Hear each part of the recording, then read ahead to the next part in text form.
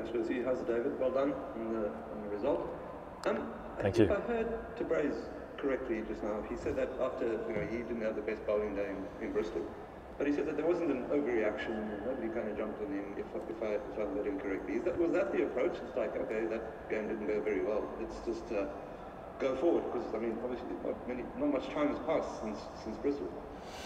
Yeah, I think, we know the bowler that he is, he's not the best in the world for nothing. We know what he's capable of, and to have a game like that where they were coming at him, obviously they were coming at other bowlers as well. So, like you mentioned, it was a small boundary.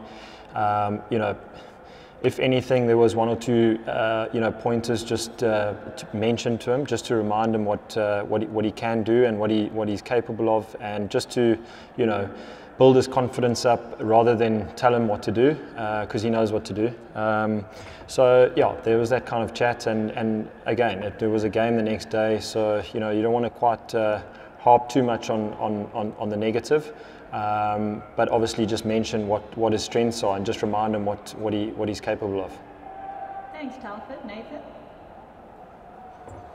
David, firstly, congratulations with the series victory. I just wanted to find out, what was the marks or remarks after today's game? To be honest with you, I actually haven't spoken to him. I've just had interviews after interviews, but there was. When we shook each other's hands, it was just a huge. The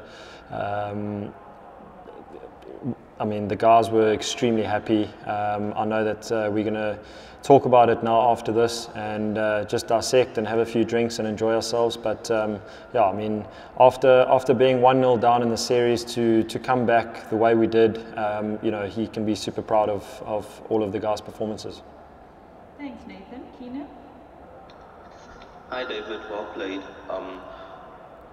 In your innings, I know you weren't out there, but through the middle, Reza and Aiden kept it on the ground a lot through the middle, and then you came in and Stubbs came in and looked to go for the sixes, and you hit the only six of the innings. Was that a conscious decision that you guys made, that the Aiden and Reza would keep it along the ground and look for the twos and the fours, while you guys, you and Stubbs would come in and go for the sixes? It sort of ties into what we like to do. We try and limit the dot balls as much as possible, and being the big boundary that this is, if you hit space, there's a lot of twos and fours. So it was a conscious effort of trying to hit into gaps, hit hard, and run hard. So I think it was the pitch wasn't coming through like beautifully. It was kind of like just stopping. There was a little bit of nibble in the pitch as well, so it was quite kind of difficult to hit the sixes, especially with the big boundary all around. So I think the guys batted really well, set the innings up phenomenally well. Really proud of the way they batted, and you can look at all different areas. We could have got more sixes and more boundaries and stuff, but I think in between the boundaries, we capitalised really well with the ones and twos. Thanks, Vicky. Thanks, DC. How's it, David? Congratulations. First white ball series win for South Africa in England since 1998. I'm sure you were still at Bradshaw College then.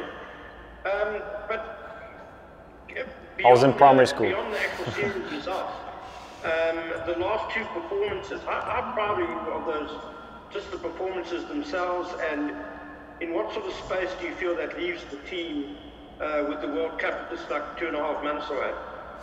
Yeah, it's a huge achievement. To be honest with you, I didn't realise that was the case since '98. But just winning here in England is really tough, and especially the team that they have. We know that they like to come hard, and they've been really successful. So, like I've mentioned so many times, the last 12 to 18 months as a squad, we've really been really consistent, building a really nice, combinations. And like Shamsi said, we're sticking to our blueprint really well. Guys are nice and clear, and it's great to see the performances and the results coming through, especially coming up to a World Cup. we did really well in the previous World Cup. Obviously not being able to get through the semis, but winning 4 out of 5 was a great achievement. And you know, I think the guys are in a great space, taking a lot of confidence from something like this. And also, you know, a lot of new guys coming through and doing really well and putting up their hands. So it does. It's a great, healthy space to be in as a squad and a team. And yeah, I think guys can be really proud of themselves. Thanks, Ken. PROTEAS? Hi, David. Well done. David, Shannon said you'd be the person to ask, even though I know you're the stand-in captain. Just what do you see as the selection headaches now, and kind of, you know, you're in a leadership position and you've done this for a long time. How do you see the team shaping up ahead of the World Cup? Yeah, I mean, I would be lying if I said nothing. But I think like I mentioned, I think it's a really healthy space to be in with a lot of competition, and the guys have established a really nice squad. But a lot of the new guys coming through, putting up their hands, it's great to see. You know, that's where we want to be. So we'd rather have those headaches than having no options. So I think, like Shamsi said, the captain will speak. I mean, I'm not one of the selectors, so I'll leave that to them to decide. But I think, like I mentioned, it's a great space to be in as a team. Thanks, PROTEAS. We're going to take one from the floor. Dean? Yeah, David, I've got a couple. One about England's batting at the moment. Do you get a sense, you know, these are a lot of guys that you've played with around the world at lots of different tournaments and internationally. Do you get a sense that everybody else is kind of caught up with England's big hitting, that they're not necessarily setting the standard for others to chase now, that they're kind of been brought into the pack and you've kind of taken maybe a bit away, a bit of that fear factor that they used to have? I mean, I wouldn't say that. You know, T20 cricketers, it's very, you know, it's the margin for errors is so small. So I think, you know, losing the series for them with the batters that they have, you know, I give a lot of credit to our bowlers. I think we bowled extremely well, and you know, at the end of the day, I think that you know, we played really good cricket in good stages of the game and big moments. We put up our hands. So in terms of their big hitting and their, you know, their fear factor, I think that will always be there. They've got some phenomenal batters. Like I mentioned, T20 cricket it's a funny game. So you know, Australia, you know, didn't do too well before the previous World Cup and went and won the World Cup. So I think it's just about making sure that whatever series us as a team go into, we're really sort of up for the battle, and you know, whoever is on the day can win the game. So it's just not really taking things for granted. And the next assignment for you, the 100 coming up, how much are you looking forward to getting involved with that tournament? Do you think that that's something that will also have a positive impact on England's team going forward? Definitely. I wasn't part of it last year. I watched a couple games and I've heard a lot of good things about it. It's very exciting. It's a quick game, and it can only benefit England's cricket.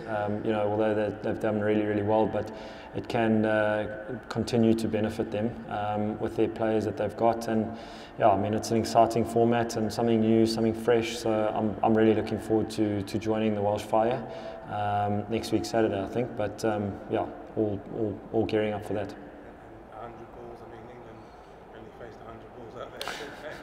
Is that going to change anything in terms of the way you go about things? Because that looked like that was ideally suited to 100-ball cricket. Yeah, to be honest with you, I haven't given a huge amount of thought just yet. I mean, I'm going to kind of just chat to the guys leading up to this week, you know, about the mindset and how they go about it and stuff like that. But you know, for me, you know, going from one-day cricket to T20 cricket is you know, I've got a formula that I like to stick to, and I've been really successful at that over the last couple of years. So I just want to try and probably just emulate that going to the 100. Great, thanks. We are going to take the last two questions, that being from Lloyd and then wrapping up with Nathan. Thanks, Lucy. How's it, Dave? Well done. And just on the 100 games, if you can just give us a few words on that. Congratulations on that milestone. How much does it mean to you? You know, just talk a bit about that, about the day, and if there was anything that was done that made it a bit more special for you. Obviously, the win of the series win, I would imagine, makes it you know, all the more sweet. Yeah, thanks very much, Lloyd. I think you nailed everything there. But yeah, I mean, it really is a privilege to play for your country, and I really didn't think that I would play 100 T20 games for my country. You know, it's a privilege, and I'm very proud of what's happened. And yeah, I mean, it does make it a lot more special, you know, coming down to the last game in this series and winning it the way we did. Really, really pleased and proud of the guys' performances today. That does make it a lot more special for the day. And yeah, I mean, I'm really hoping that I've got a lot more in me, but I wouldn't say another 100 because it's taken me 13 years to get here. Thanks, Lloyd. Nathan? Dave, just touching on Lloyd's question, as a captain, if we wrap up the series being named the so-called standing captain, how will you summarize the series in the captain's shoes? I mean, the challenges and the good moments as well.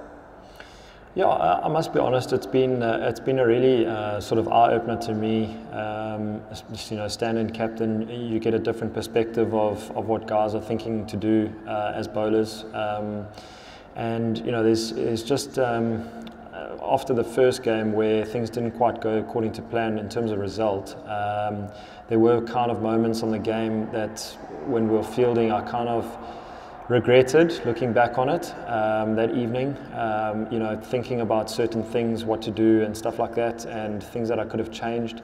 I suppose you get that probably every game, but you know, just over the short time, just trying to sort of go with my gut a lot more, you know, on big moments. And I think as a team, we've contributed extremely well, you know, to show the bounce back ability that we had. 1-0 down to a seriously good T20 team. I mean, I'm extremely proud of the way the guys stood up in all different areas of the game.